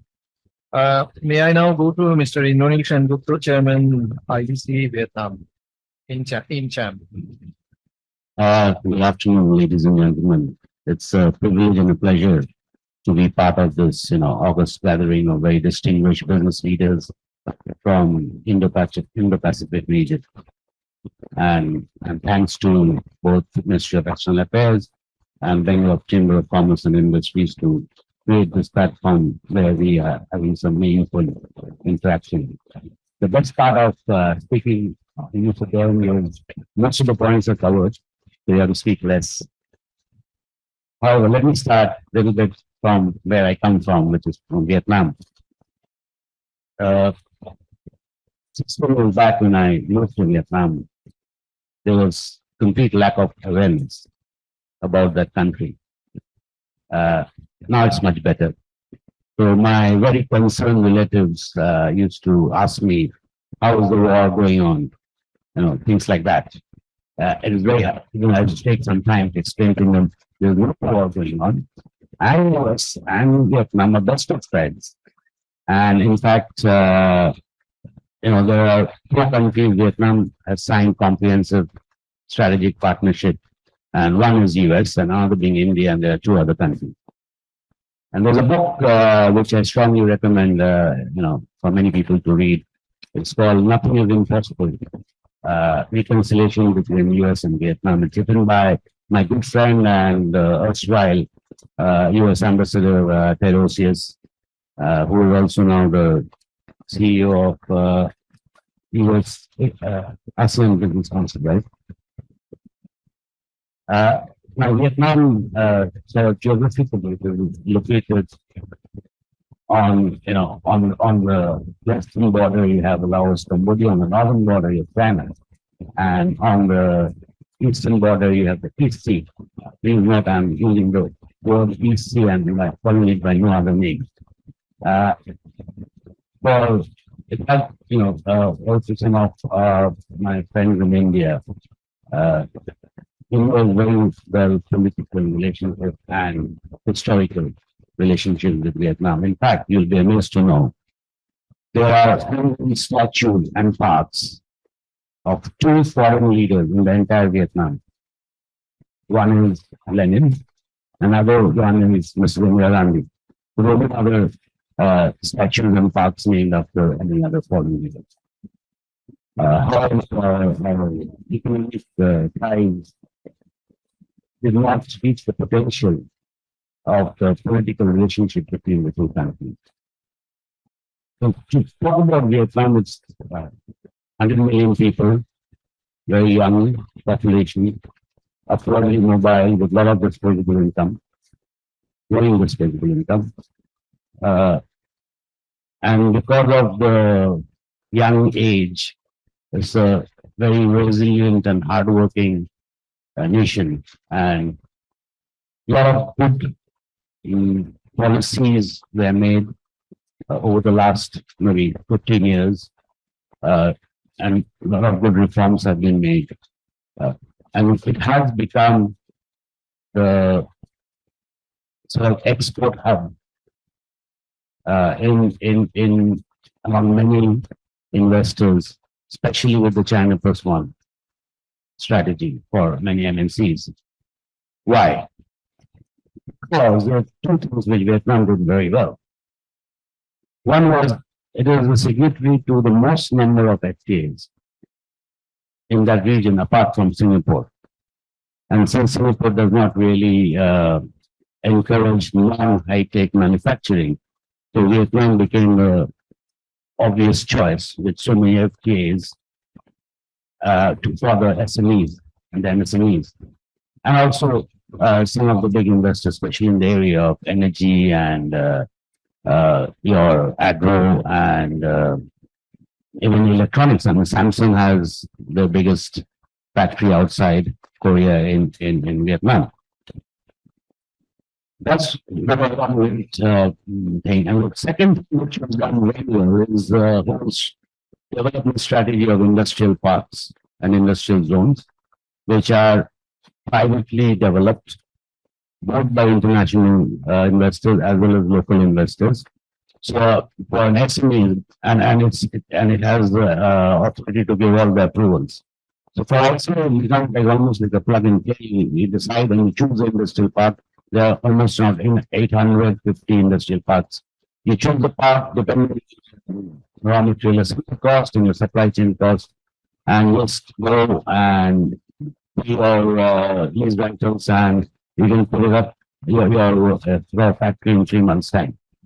So this study has been the main levers how the government of Vietnam attracted so much of FDIs, both in SMEs and also in the bigger industries. There are also some other things that I don't think that those are very important that a lot of other countries have done. There are fiscal incentives to attract FDIs in the region. And because the domestic population is only 100 million, so it cannot really cater to big industries just depending on the domestic consumption. So government was very clear from whenever they wanted to go for the reforms that this should be a hub for exports. And people from all over the world sets up their manufacturing units for the purpose of exports. And the COVID FTAs they have signed, the cost of delivery becomes competitive. So that's more about Vietnam. Now coming back to the topic of the day today, and that's which I agree with Dato, because Dato and myself, we also sit on the same AIBC, and this is something, the issues you raised are very relevant. But I'm happy to say one thing in your objectives. The objective of this association, or AIPC, it doesn't vary. You can't raise B2B now, not B2G. So we are really confining this to B2B. I think it's very, very easy to perform both the objectives and the missions which you have enlisted. Because as soon as it comes to, let's say, trade agreements and things like that, it just drags on. And, we try to focus more on B2B and some of the things which you can do without the advocacy, government advocacy part. And from support this initiative. We can sharpen our, the objectives more, add a few more things like that. But we are completely on board and we will support the others. Thank you. Thank you, Indo. Thank you very much. We come to the last, Mrs. Singh Zeng, Director Taipei World Trade Center, Liaison Office in Kolkata. Hello, I'm Singh Zeng, representing Taiwan World Trade Center in Kolkata. Firstly, I will share some bilateral trade figures in 2022. Trade between India and Taiwan, we reached a record $8.4 billion US. India is Taiwan's 70th largest trading partner. And currently, the key imports from Taiwan to India, including automotive, machinery and its components, IT products, electronic, chemical raw material, and high-quality textile materials. The primary items exported from India to Taiwan, including naphtha, metals, chemicals, and agricultural products. Then I will bring up 5 points to this meeting. In the face of the rapidly changed geopolitical and economic landscape, many Taiwanese companies have begun to reallocate their production, operations, and investments in India. For instance, companies like Foxconn and some Taiwanese shoes manufacturers have recently initiated their business in India. There are more to come, so we might need more information and government incentive to help Taiwanese reallocate their factory here, mainly in West Bengal and its surrounding area. And second is about the B2B communication. TAITRA has closely collaborated with FICCI, the Federation of India Chambers of Commerce and Industry, on our CEO Roundtable initiative. And in the previous year, the CEO Roundtable was focused on the electric vehicle and ICT industry, along with battery manufacturing. And we also signed MOUs pertaining to electronic manufacturing and green technology. And this year, this roundtable will be hosted in Delhi on October 26th, with a spotlight on electronic and smart solution. So we are happy to receive a list of CEO recommended from your side for next year, our roundtable meeting. And TAITRA, as the leading trade promotion entity, TAITRA, we organize over 40 B2B trade shows and 300 trade promotion events annually. So we are committed to assisting India and Indo-Pacific countries, companies in finding high quality, trustworthy partners from Taiwan. But in today's technology-driven world, virtually every product relies on semiconductor chips to function optimally. So Taiwan has extensive experience in high-tech manufacturing. So we are more than happy and willing to share valuable insights and facilitate academic exchanges in this domain. We can collaborate closely under India policies such as Make in India to establish a comprehensive industrial environment. However, progress on the free trade agreement FTA between Taiwan and India has been slower than desired. So we believe that if we can expedite the FTA process, then we can move faster together. And fourth is we all know the talent is the most important part of doing business. So currently there are over 3,000 Indian students studying in Taiwan, including over 300 Indian students study semiconductor technology in Taiwan top university. Additionally, we have established 27 Taiwan education centers in India. And recently, Taiwan and India, we are going to sign pact next month for immigration of workers. So we are happy to see more people exchange between Taiwan and India. And if you have any this kind of information, can share with us. We are more than happy to receive. And last but not least, this is my, I would like to ask for your help. And this is about Indian administrative issues. I applied my PAN card in February when I arrived here in January, but I still not received the PAN card till today, in the end of September. I think this is an example for some administrative issues here. So without this PAN card or related document for foreigner, it's really difficult for us to stay here, and not mention to help to boost the economy between two countries, and not mention to doing business here. So, and that's all the 5 points I would like to address today. And again, thanks for BCCI hosting this meaningful event, and thank you for your attention. Thank you. Thank you, Singh Zeng. I'm sure Shubhadeep has noted the problem with your PAN card. Try to handle that. And I hope I can stay. And in return to your PAN card thing, you are giving your support to the AIPCC. Thank you very much. So the last one, actually, over video, we now have Mrs. Preem, President, Thailand, India Business Council, virtual. Good afternoon, honorable guests, ladies and gentlemen. As a chairperson of Thai India Business Council and Deputy Secretary General of the Board of Trade of Thailand, it is an honor for me to get this opportunity to share with you some milestones and thoughts going forward as India looks east.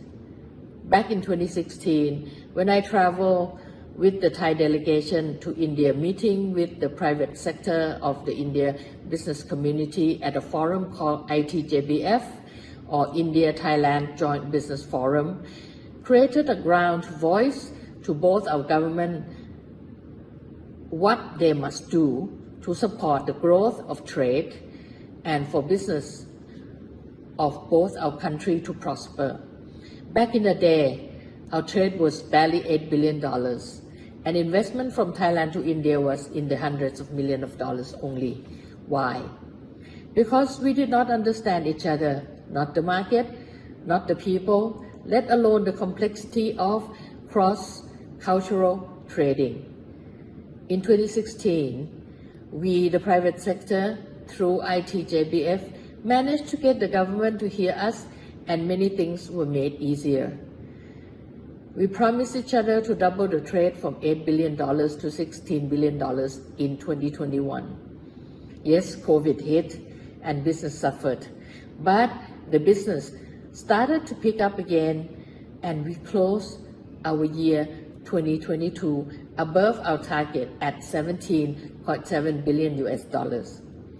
As India Act is, we have not only the opportunity for both our countries, but for the world. As the world suffers from pandemic and decoupling, trading with India poses even a bigger opportunity. Now, how do we capture this big trend on our radar? For me, friendship brings good relationship, flourishes into trust. That is the foundation of good business. Having a good friendship for more than 75 years is a great start. We have traded, we have traveled, and share our culture together.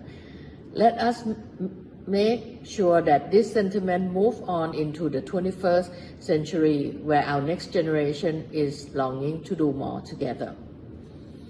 Thailand and India have many similarities and differences. The good news is we complement each other. When our next generation put their heads together, we can cross-pollinate our knowledge, collaborate on trade, and grow from strength to strength. Yes, I am very positive with this new phenomena of collaboration. A few potentials that I can see right now for synergies are as follows. Number one, food and food processing, where Thailand has the product, the technology, the global market, and many innovation that is being created, which we can share, including the expertise in transportation, cold chain to distribute the food nationwide and even globally. Number two, construction and building material sector of the market is where India can collaborate, whether it be knowledge or product. Siam Cement Group or SCG, one of our biggest and most advanced building material, is on ground in India, investing heavily with the innovative building material to help build quality building in India in a short time. Number three, service sector. This is what we can also collaborate and learn from each other. Service sector is a big sector, which includes all kinds of services. India is good at IT, we can learn from you. Thailand is best on tourism and hospitality. That knowledge too can be shared. Healthcare and Ayurveda, which both our country have been enjoying for the last centuries, we can make this and brought it back as an alternative medicine where both of us can help heal the world. Much can be done, and I sincerely hope that this 10-minute sharing will have your attention.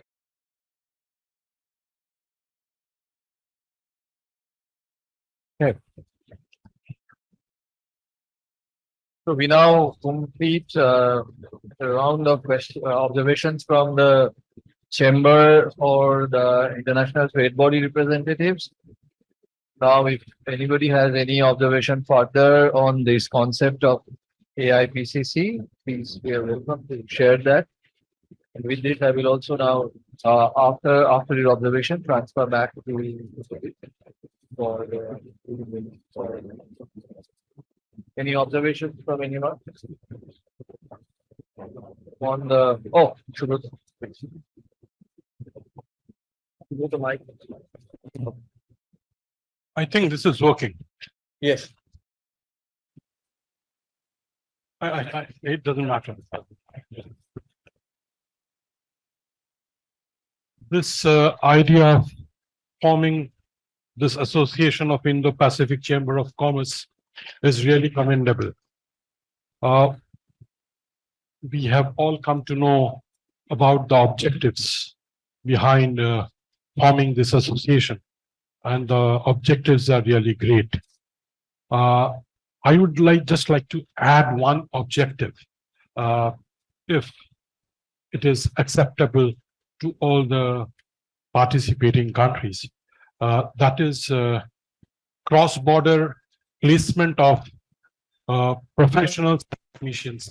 If this body, this association can help in doing that, can become a platform in doing that. We have thought about a business amongst the participating countries, but what about the placement of professionals and technicians? Okay, and my another question is, I would like to know about the legal status of this association and the composition of the governing body. If we have already drafted a constitution of this association. Your observation and question duly noted, Shubhrata. In fact, the cross-border placement of the skills to some extent in terms of the development of the skill carry, she spoke and she hinted at that. So that's very important. And on your question, I think I will pass on to Shubhadeep, who in the document to some extent addresses that, but answer can come from Shubhadeep.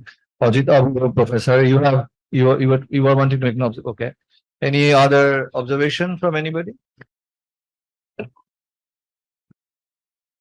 Over to you, Shubhadeep. Thank you, sir. Thank you everyone for putting in a huge effort and sharing your thought process with us. We have taken down notes of whatever you have said, and wherever we have, sort of lacked in terms of preparing this initial draft, we shall, incorporate your points. And I would request you all, if it's possible, please share with us your inputs. I mean, whatever you have prepared already, I mean, you can just share it with us so that we can add a few points. I won't make it, more voluminous. And we can sort of share a revised draft with you to answer your queries and to answer everyone's, for the knowledge of everyone. This is, I mean, as our mission statement, proposed mission statement says that it's a non-political, non-government body providing a platform for chambers of commerce to connect. That's it. And it's completely non-binding in nature. There is, I mean, it is envisaged that every chamber which is part of this will not have any kind of, sort of exclusivity attached to this, partnership. It is just that if we have to function as an association, even without registering it as of now, we can do so by creating a form, sort of an executive committee. I mean, this is I'm just, quoting from the document. I mean, whatever we have, whatever I'm saying is already there in the document.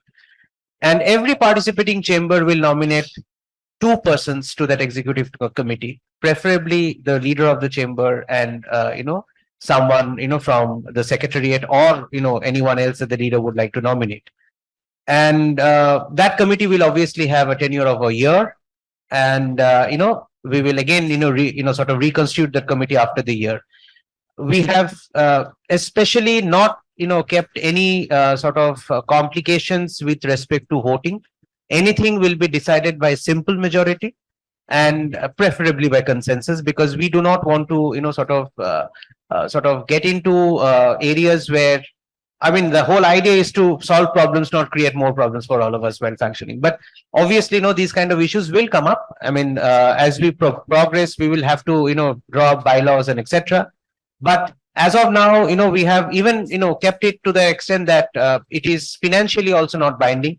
Obviously, if, I mean, we would prefer that if we have, joint workshops or, joint programs or joint seminars, if 2 entities are, doing it together. For example, we do a program in, Chittagong, where, in fact, in the next few days' time, we'll be having our, annual health fair in Chittagong.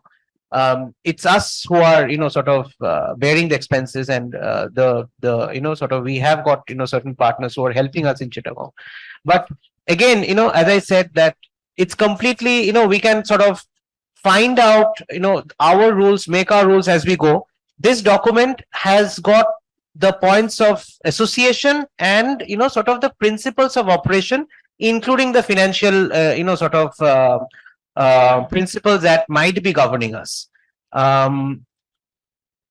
Absolutely, sir. So this is where we stand now. I will just request the president to sort of make his comments. So first and foremost, thank you to all of you who participated in giving your opinions on this very important document. I think your suggestions are very well placed and definitely will be taken up. Now, I have a few suggestions myself, hearing all of you.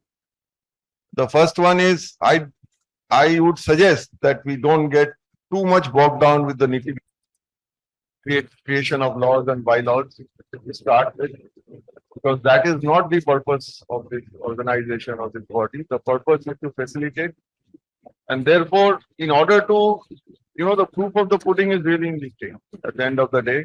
So in order to make this association, if I may call it at this stage, meaningful for everybody, I would suggest we pick on 4 or 5 very important and crucial matters, which are perhaps common to all the regions that we are talking about. And then we form task forces, drawn from individual countries or associations. And then, proceed with finding solutions, trying to find solutions to those crucial issues. I think that can give the impetus to this body to get started. And as it gets started, then other things can evolve with time. So that, we, instead of, if we leave it at this point where we are ending today, it will be very open-ended without any specific point of action. So that is why I'm suggesting that if we can, in the coming weeks, consult everyone and pick up 4 or 5 very crucial issues which are, plaguing everybody, or where everybody wants to find a solution, and get started on those with formation of small task forces with some periodic, feedback or conferences which can be done online without any expenditure, so that the movement can get started, and gradually I'm sure it will pick up speed in course of time. Thank you. Thank you. Just one query from my end. Before we break today, and we have a press conference in about an hour's time, 45 minutes and time. Before that, it's very focused workshop for all of us on trade creation issues, and we have got experts from RIS and also from ICID, Government of India. But if we can create a small statement that can go out to the media, we can sort of, based on whatever we have discussed, we can come back to you, we can state that with all of you, we can share it with the media. And as the president suggested, I mean, what we can do from our end is that we will share this document, we will revise it suitably, we will share it with you all, so that you guys can go back to your office and consult with your colleagues and let us know, and we will take it as firm and final at that point of time. And we will also try and create those 4-5 sectors. We will give some suggestions, but please do let us know, and let us try and have sort of set a date for a next meeting. I think that's with an agenda, so that we have sort of smaller hills to climb, and sort of we set ourselves smaller sort of goals to achieve. I think probably that will be a good way to begin.